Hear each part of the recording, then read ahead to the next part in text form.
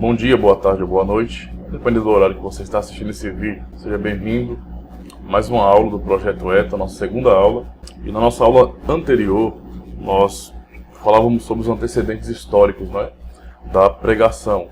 Antecedentes históricos da pregação reformada, pegando todo o contexto bíblico ali, certo? E eu expliquei justamente alguns períodos importantes nesses antecedentes históricos, para que a gente possa perceber a origem, a fonte realmente do estilo de pregação reformada.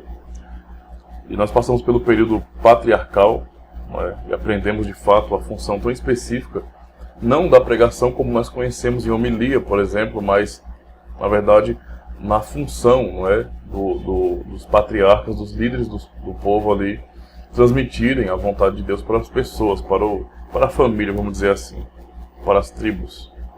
Passamos então por esse período patriarcal e percebemos que o foco justamente era esse, transmissão da vontade de Deus. A pregação no deserto também, nós demos uma passada também pelo deserto, pelo período do deserto, para entender um pouquinho sobre o estilo de pregação ali no período de Moisés.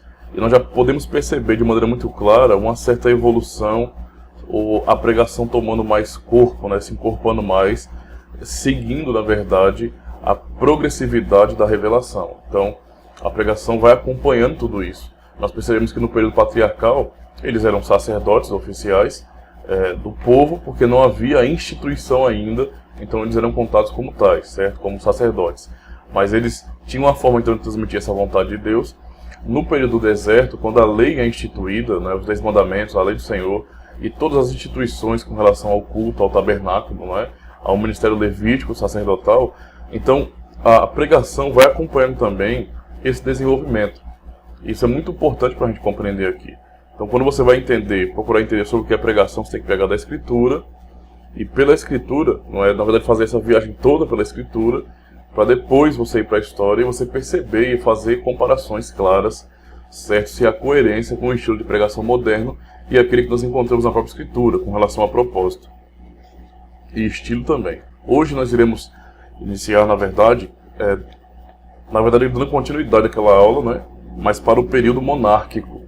E o período monárquico, ele inicia justamente com o fim daquele período do deserto, depois passando pelo período dos juízes, e finalmente chegando ali com o último dos juízes, Samuel, que é aquele que vai consagrar ou ordenar,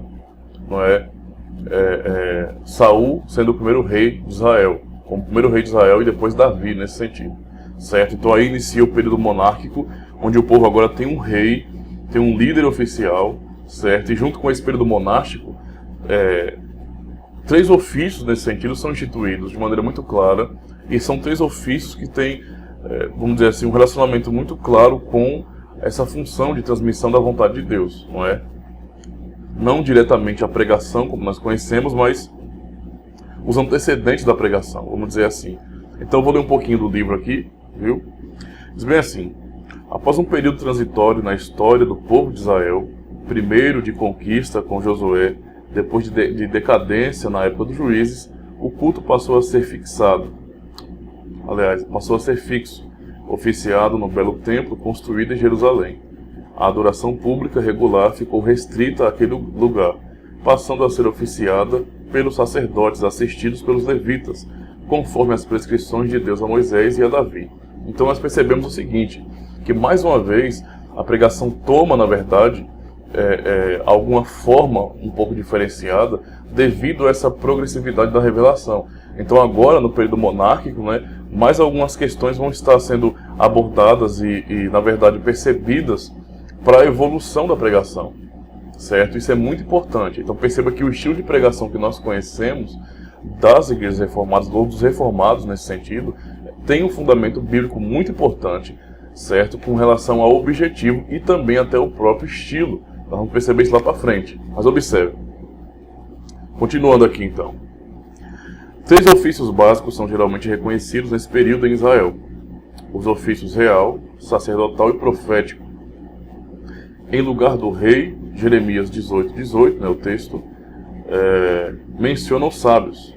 Não há de faltar a lei ao sacerdote, nem o conselho ao sábio, nem a palavra ao profeta. de um modo ou de outro, cada uma dessas instituições estava relacionada com a comunicação da vontade de Deus ao povo. Então perceba uma coisa importante, meus irmãos.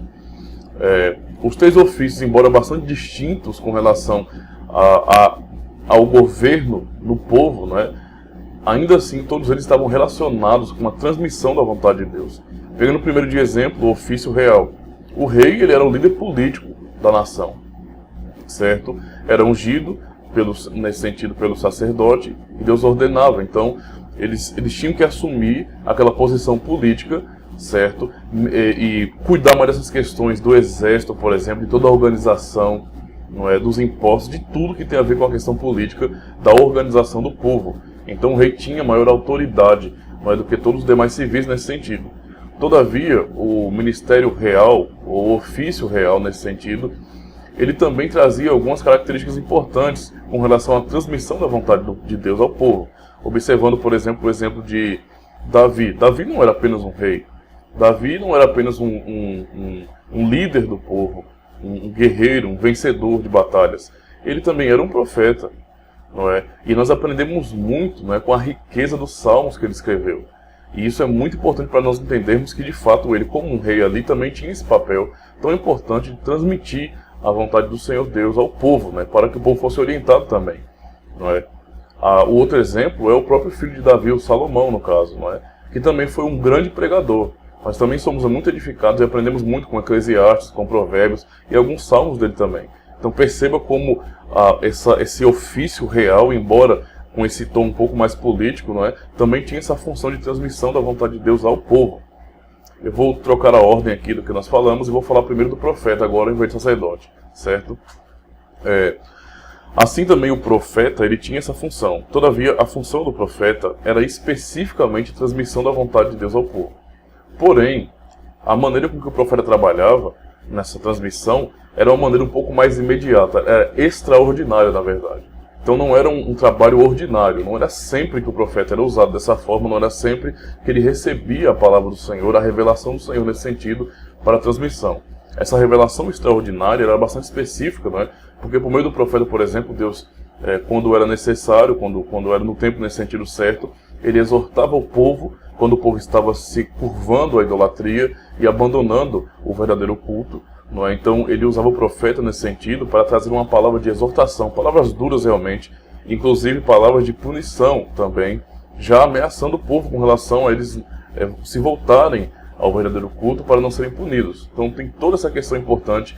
Também o profeta trazia palavra de consolo, não é? E renovava as promessas, não ele renovava, mas ele trazia essa palavra de renovo de promessas, né? Onde Deus vai estar realmente mostrando e relembrando seu povo das suas promessas tão maravilhosas. Então o profeta tinha essa função. E isso acontecia por vezes, não era sempre.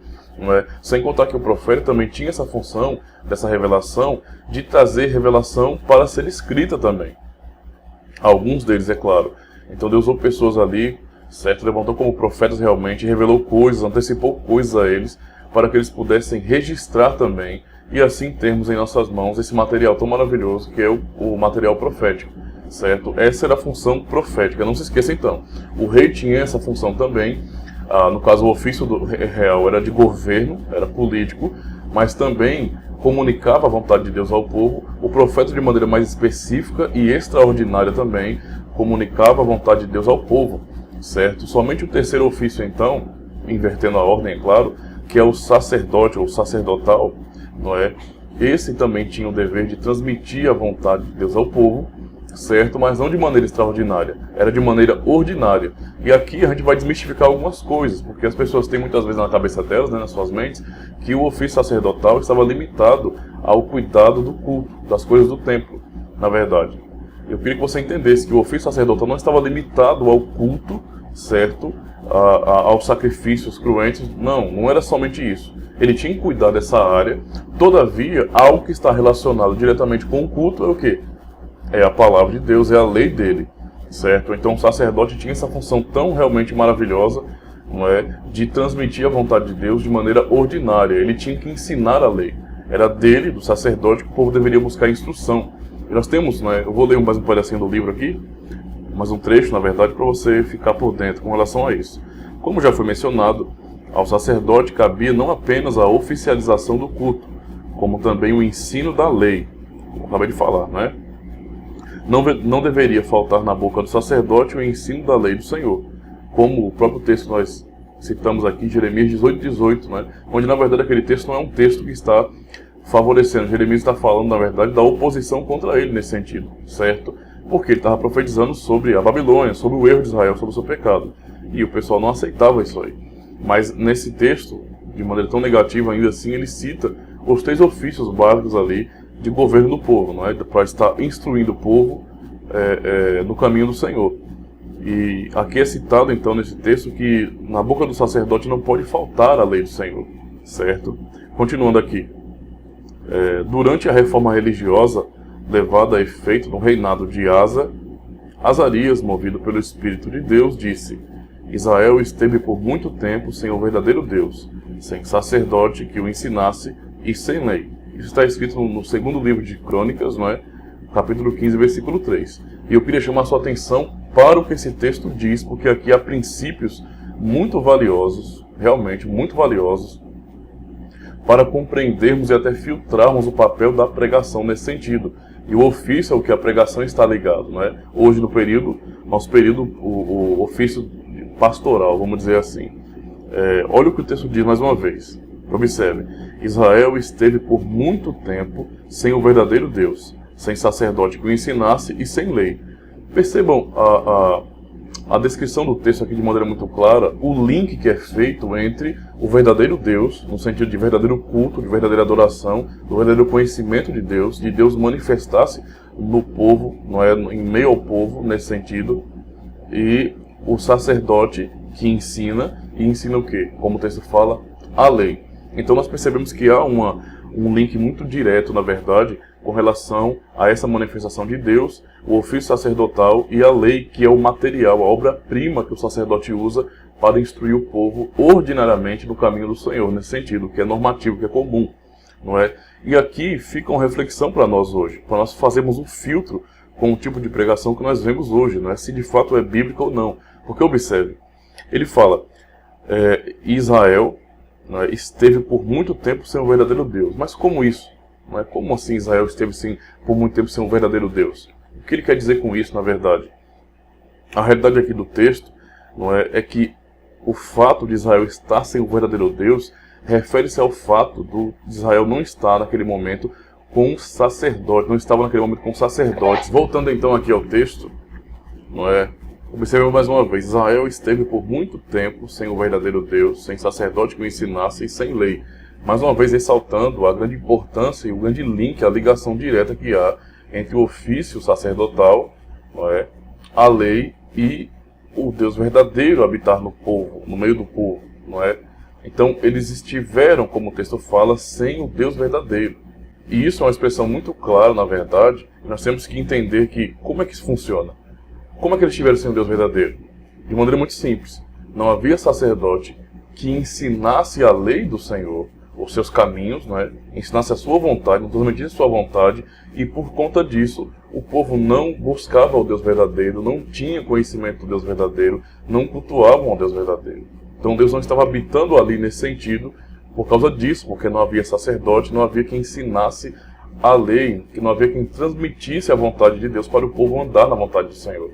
Então perceba o grande link que há entre o ofício sacerdotal, não é, a lei, que é a sua matéria-prima, a sua matéria-prima de ensino, seu material, certo? E, na verdade, a presença ou a ação do verdadeiro Deus, a manifestação do Deus verdadeiro. Isso nos leva a uma reflexão muito grande. Pare para pensar de acordo com os princípios que nós acabamos de ver no texto, não é? E pense no que você percebe ou vê hoje de denominações, de grupos, não é?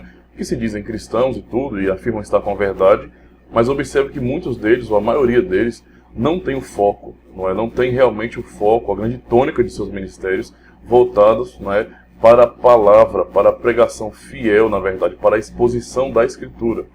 E muitos reivindicam, na verdade, terem novas revelações e muitas coisas novas, na verdade, né? Sempre reivindicando, tem ali a manifestação de Deus, aqui tem poder, aqui tem não sei o que, aqui Deus fala, aquele monte de coisa. Mas eu pergunto, baseado no texto que nós lemos aqui, será que Deus se manifesta nesse sentido?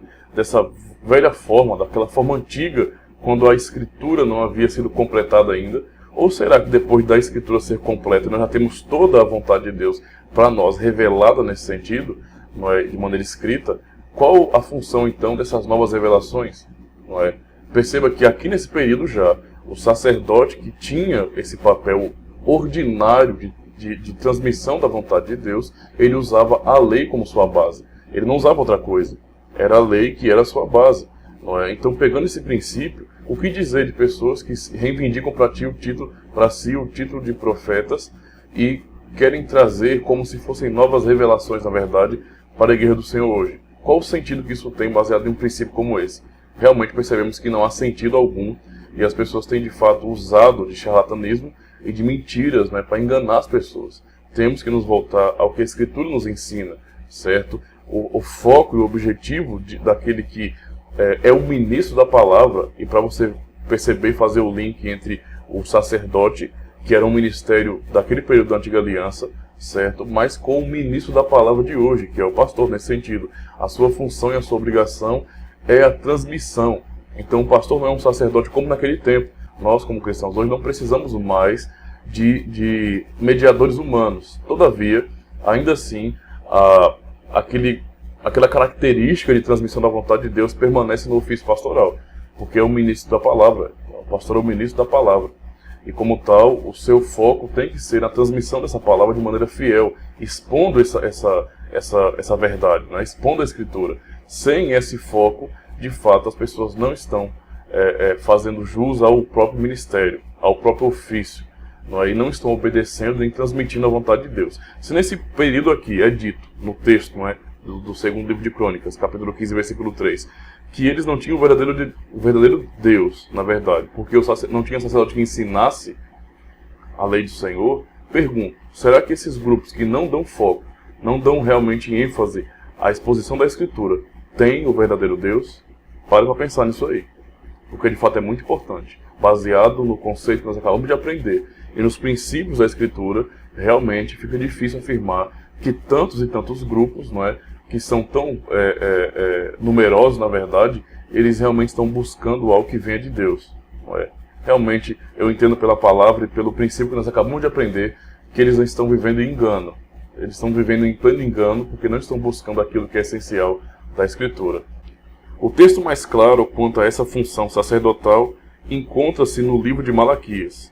Os lábios do sacerdote devem guardar o conhecimento, e da sua boca devem os homens procurar a instrução, porque ele é o mensageiro do Senhor dos Exércitos. Isso está escrito em Malaquias, capítulo 2, versículo 7. Perceba a clareza e a ênfase do texto, não é?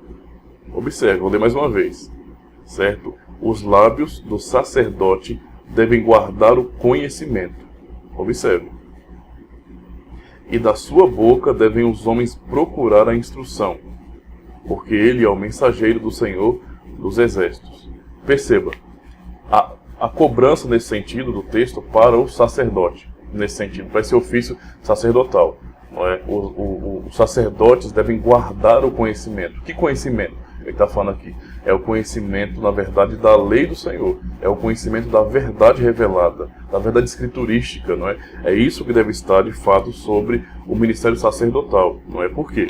E o próprio texto vai dizer de maneira muito clara, os homens, né, os lábios, de sua boca devem os homens procurar a instrução.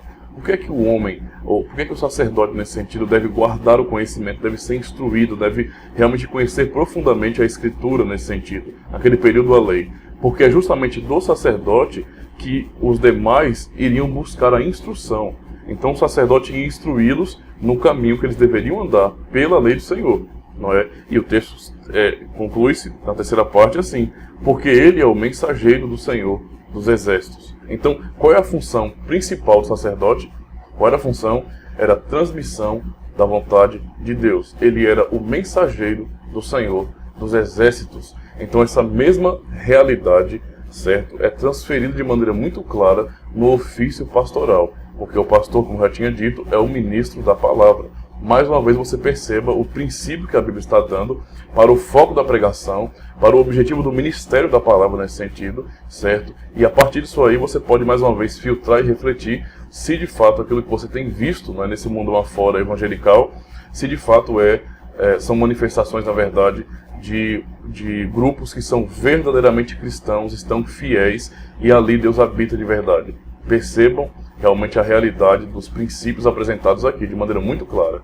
Mais uma vez, isso nos leva a uma reflexão profunda, na verdade.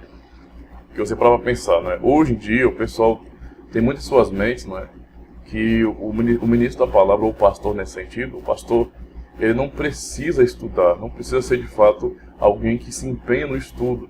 Não é? E nós aprendemos aqui, pelo princípio bíblico, da característica da transmissão da vontade de Deus, que é algo comum ao pastor nesse sentido, pela transmissão da palavra dele, certo? Que o pastor deve sim, com certeza, ser alguém que se esforce no estudo, que seja realmente aquela pessoa que tenha apreço por aprender, não é? Por aprender teologia e se aprofundar nisso, também como todos os conhecimentos gerais nesse sentido, de tudo ele tem que saber um pouquinho, mas principalmente dessa área teológica, ele precisa se aprofundar muito, não é? Esse princípio do texto que nós lemos quebra essa mística que existe hoje, não é? Onde as pessoas realmente acham que qualquer um nesse sentido, que não se importe, não tenha apreço pela palavra, possa ser nesse sentido um ministro da palavra. E qual o sentido disso? Se o seu trabalho vai ser em transmitir a palavra, você deve ser um mestre nisso, você deve buscar de fato se aperfeiçoar nisso aí. Se uma pessoa tem demonstrado que ela não tem apreço por isso, que para ela a palavra não é algo essencial e algo central em sua vida, e essa pessoa não tem isso como de tamanha importância ou de maior importância na vida de uma comunidade, essa pessoa tem demonstrado que ela não tem, de fato, um chamado para isso, ela não tem dons excepcionais ou dons verdadeiros para isso, certo? Isso é um ponto muito importante, porque hoje, como as pessoas acabam não procurando na própria palavra de Deus os princípios, né, para a ordenação de obreiros nesse sentido, de ministros da palavra, é que as comunidades têm perdido tanto.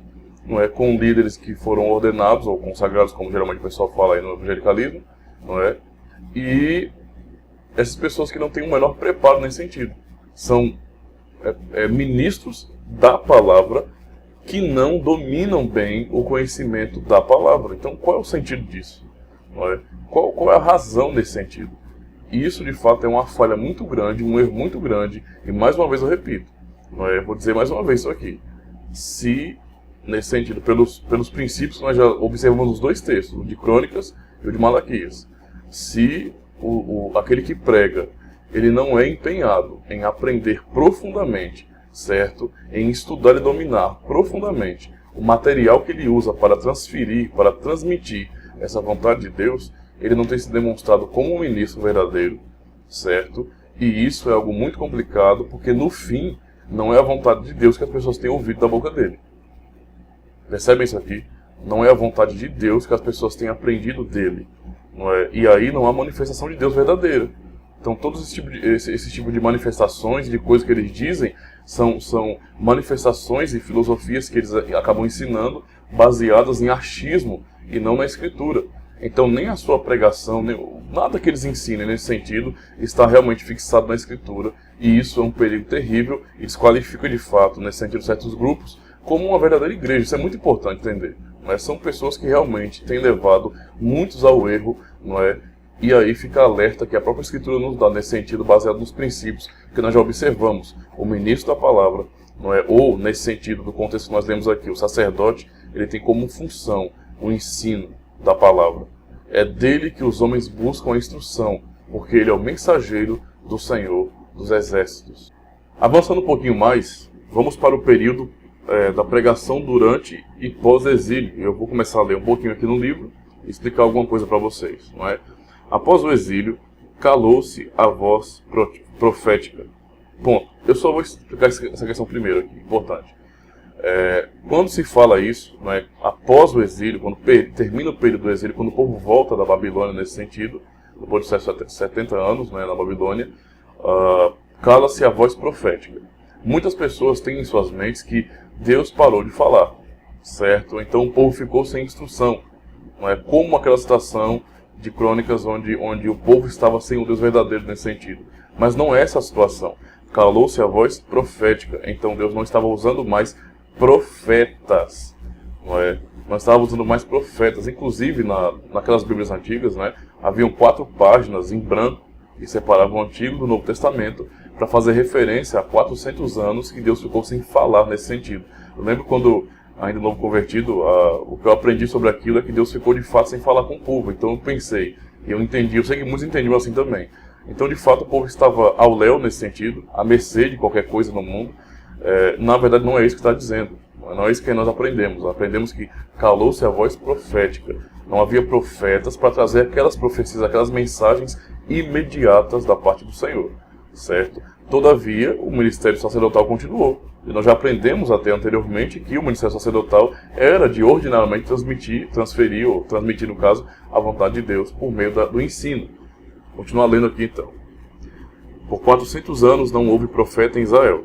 Apenas depois desse período aparecia João Batista, o último profeta da antiga dispensação, comissionado para proclamar a iminência do reino de Deus e convocar o povo ao arrependimento. Então, João Batista, ele é o último, nesse sentido, depois de 400 anos, sem essa voz profética, não é? Depois de 400 anos, aparece, então, João Batista, não é? Com essa voz profética e para ser o último profeta desse período da antiga dispensação. O que João Batista fez foi, de fato, não é uma voz profética, a voz do que clama no deserto, uma voz profética realmente, para anunciar o caminho do Senhor de maneira iminente. Então, Cristo já estava ali, certo? E ele estava anunciando, preparando o caminho do Senhor, relembrando o povo e convocando o povo ao arrependimento, não é? João Batista é o último profeta nesse sentido, certo? Da antiga aliança, onde Deus de fato usava o povo para transferir e para transmitir a sua vontade de maneira extraordinária, nesse sentido, não é? A voz profética calou-se. Continuando aqui. Durante o cativeiro babilônico, os israelitas não tinham um templo para adorar e passaram a reunir-se para ler a lei e orar. Ao que tudo indica, assim surgiu a sinagoga. Seja como for, a sinagoga recebeu a aprovação tanto de Jesus como de Paulo, os quais leram as escrituras e pregaram nas sinagogas. Então uma coisa importante para ser citada aqui. Nesse período, né, durante esse período babilônico, de cativeiro, e depois desse período, na verdade os israelitas não podiam mais cultuar como eles estavam acostumados a fazer, porque o templo havia sido destruído, então eles não poderiam mais oferecer sacrifício nem nada. Então eles não poderiam mais usar o templo nesse sentido, porque não havia templo, certo? É nesse período aqui, pela falta do templo, que os israelitas começam a se reunir nesse sentido para estudar a lei e orar. Não é? Então você já percebe uma certa mudança, mais uma evolução no entendimento nesse sentido do culto, ou a influência nesse sentido na própria pregação que virá a partir daí. Eles se reuniam agora não para ficarem sacrificando animais, mas para realmente estudarem a lei, não é? Aprenderem mais da lei.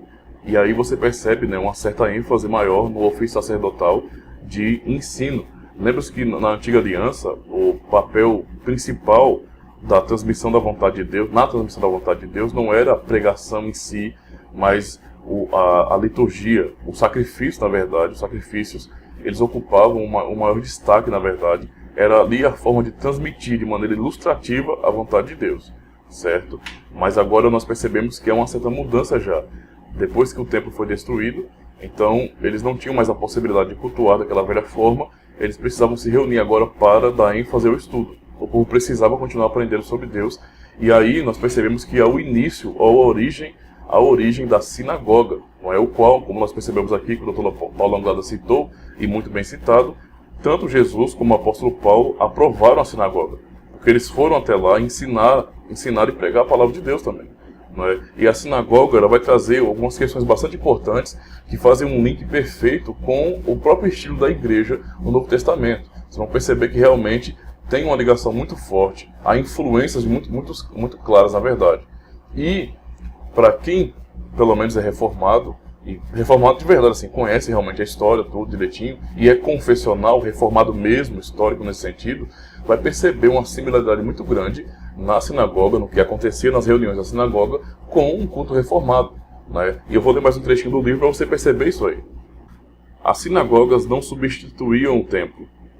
Os israelitas não se reuniam ali para oferecer holocaustos e sacrifícios, mas para ler e estudar as Escrituras. os próprios judeus chamavam a sinagoga de casa de instrução. As reuniões na sinagoga incluíam, e aqui observe que havia uma liturgia, uma ordem, uma organização no encontro ali, nas reuniões da sinagoga, e percebam de maneira muito clara a influência para a igreja. Observe.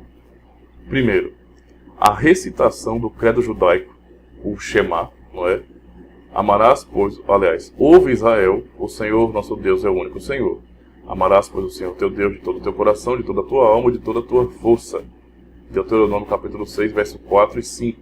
Então, primeiro ponto importante nessa organização litúrgica da sinagoga é que havia, na verdade, a confissão nesse sentido.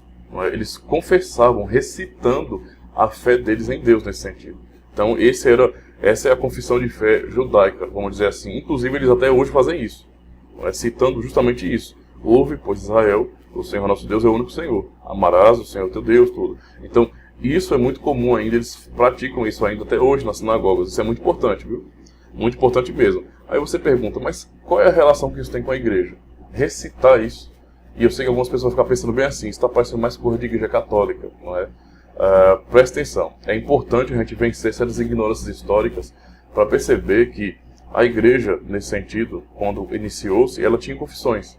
Não é? Os crentes eram influenciados e ensinados e motivados a professarem sua fé e a confessarem sua fé, certo? As igrejas reformadas, né? Quando houve a grande reforma, elas continuaram com isso, certo? E aperfeiçoaram isso, e eles professavam a fé, confessavam a fé. O que nós vemos aqui de maneira muito clara na sinagoga. Então a igreja primitiva tinha essa prática também, como também a igreja na reforma, a igreja da reforma, as igrejas reformadas de verdade, elas tinham também essa prática, elas buscavam, e na verdade até hoje buscam, certo? Nós mesmos, em nossa comunidade, praticamos esse mesmo princípio de confessar a nossa fé também, certo? Assim como nós percebemos na sinagoga, não é? E isso já, na igreja primitiva, já se essa influência importante. Segundo ponto aqui importante aqui agora. Uma oração pública feita pelo dirigente da sinagoga. Então perceba, tinha até um dirigente, não é? Tinha alguém que estava coordenando ali, dirigindo, organizando as coisas. Entende? Então perceba, uma função bem de presbítero regente. Interessante que só isso aqui. Muito interessante mesmo. E isso era para manter a ordem nesse sentido, porque tinha que haver uma organização. Mas é claro, né, eles vieram daquele período de sacrifício no culto, e eles receberam tantas leis e ordenanças sobre isso, sobre a ordem, não é? O princípio que regulava o culto deles, que também na sinagoga eles tinham que manter isso do mesmo jeito. Não é? Deus é um Deus de ordem nesse sentido. E aqui a gente percebe de maneira muito clara a ênfase também nessa ordem. Então havia a recitação do credo, certo, deles. Havia também alguém que estava dirigindo, não é, a oração pública nesse sentido. Havia também orações individuais, ponto 3 aqui, orações individuais, em silêncio, feitas por toda a congregação. Isso não parece muito com a igreja? Observe. 4. Leitura de uma passagem da lei. Presta atenção nisso aqui, viu? Leitura de outra passagem das Escrituras, normalmente dos profetas, ou até salmos mesmo. E uma homilia, não é? Ou seja, uma explicação da passagem lida. Então, havia toda essa ordem. Eles confessavam, não é? Eles tinham um credo, eles confessavam. E havia alguém que dirigia as orações públicas, que fazia uma oração pública. Orações silenciosas também, individuais, eram feitas, certo? E alguém lia, nesse sentido, um texto da lei, depois um texto dos profetas, ou também dos salmos, e depois havia uma explicação daquela passagem, havia uma exposição do texto. Então perceba, na sinagoga, o estilo, não é, de funcionamento ali, muito semelhante à igreja, muito semelhante mesmo. Não é por isso, mais uma vez, ressaltando as palavras, tanto Cristo como o próprio apóstolo Paulo, eles aprovaram o estilo da sinagoga e foram lá até pregar e ensinar a palavra. Não é? E por fim, havia também a bênção por um membro sacerdotal da congregação ou oração, caso não se encontrasse presente tal pessoa. Então, até a bênção, né, a finalização, como a bênção apostólica que nós aprendemos nas cartas de Paulo, por exemplo, acontecia algo semelhante nesse sentido na sinagoga.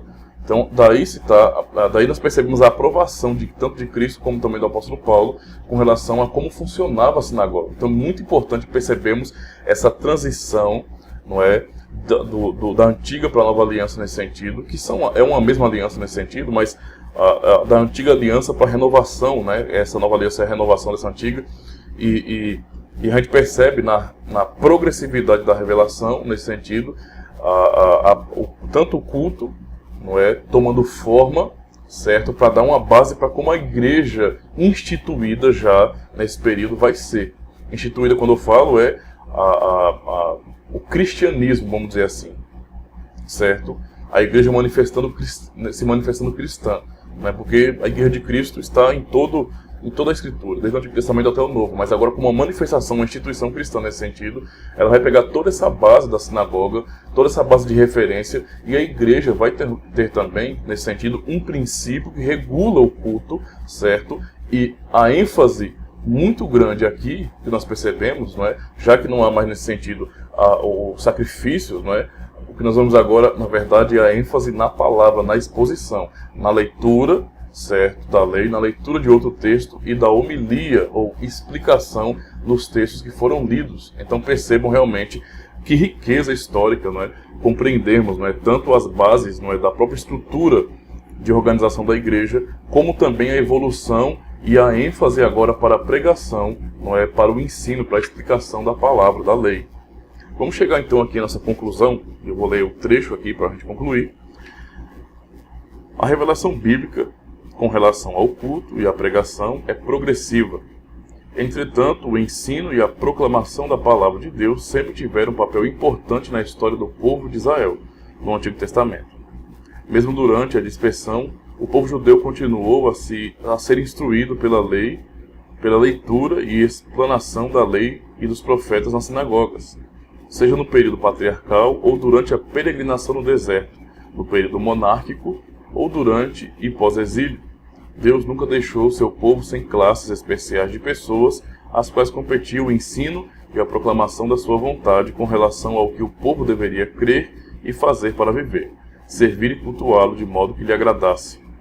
Deve-se reconhecer, contudo, que a característica mais distintiva do culto no Antigo Testamento é a tipologia, a natureza prefigurativa da antiga dispensação fez do sacrifício e não da pregação o elemento principal do culto no Antigo Testamento. O que nós aprendemos aqui de maneira muito clara é que, obedecendo esse padrão de progressão da revelação, não é, de progressividade da revelação, nós percebemos que a ênfase no passado não era tanto na explicação, na homilia ou na pregação da palavra, mas muito mais no elemento mais tipológico. Por isso havia tanto sacrifício, tanta liturgia nesse sentido, porque tudo aquilo ali, na verdade, estava apontando para Cristo. Então era a maneira de Deus, de maneira ilustrativa, de pregar o Evangelho. Deus pregava o Evangelho assim, não é? Então tudo que eles faziam ali, todas aquelas leis levíticas, não é? Você vai ler o livro de Levítico, você vai perceber a riqueza dessas leis, não é? Do culto, dos sacrifícios, não é uma lei específica para cada coisa, para cada ato, na verdade. Tudo isso apontava para a obra redentora de Jesus Cristo, apontava para o Filho de Deus, e isso era a pregação do Evangelho nesse sentido, de maneira tipológica, ilustrativa, não é? É só no decorrer da história, quando nós percebemos um avanço nesse sentido, é que nós podemos enxergar de maneira nítida, não é, a progressividade da revelação e a pregação acompanhando isso. Então a maneira de transmitir a vontade de Deus começou a ter ênfase maior agora na explicação, na leitura do texto e na explicação do texto. Percebam que isso é um conceito reformado, certo, de pregação. Isso é muito importante mesmo, certo? Vamos terminar por aqui então essa segunda aula. Espero que você possa aproveitar bem e, com fé em Deus, não é? Ou essa semana ainda ou na próxima, estarei me esforçando para tentar gravar mais uma aula, certo? Me perdoe por alguma coisa porque o tempo realmente é bastante corrido, tá certo? Essa foi mais uma aula do Projeto ETA. Deus abençoe.